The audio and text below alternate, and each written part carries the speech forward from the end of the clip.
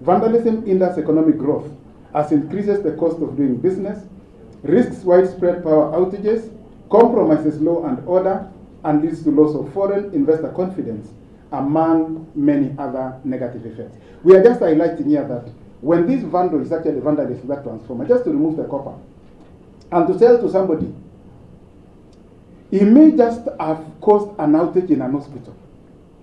And there might have been some people who are in ICU, who are in HDU, who as a result of that might just lose their lives. So that when we are really discussing this matter, we should not only be looking at the cost is quite important, and we are always keen to highlight that. But we should also be keen to highlight what is the impact of that.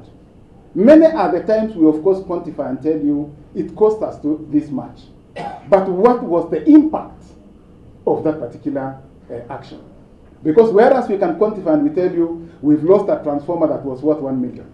And from Kenya Power's perspective, you will look at it from 1 million.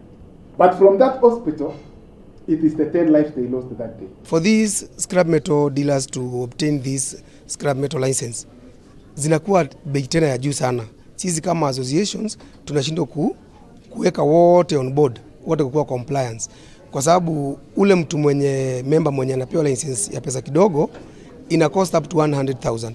So unapata majority ya watu wenye wanafanya scrap metal in Kenya, they are not licensed, most of them. Na kama venye mmesikia ule mkubwa wetu wa Scrap Metal Council amesema the number of compliance is very low kwa sababu ya ile pesa ambayo inahitajika pale. Sisi kama association tunajaribu kumaliza ile vandalism through kutumia members of public, through kutumia bodaboda people. Tunawaambia wakati unapata mtu anakata chuma ya serikali, make sure unatupigia simu. Tumewapea our numbers, our hotline numbers, and so we are trying our best to make sure that hii mambo ya scrap metal, mambo ya vandalism imepunguka.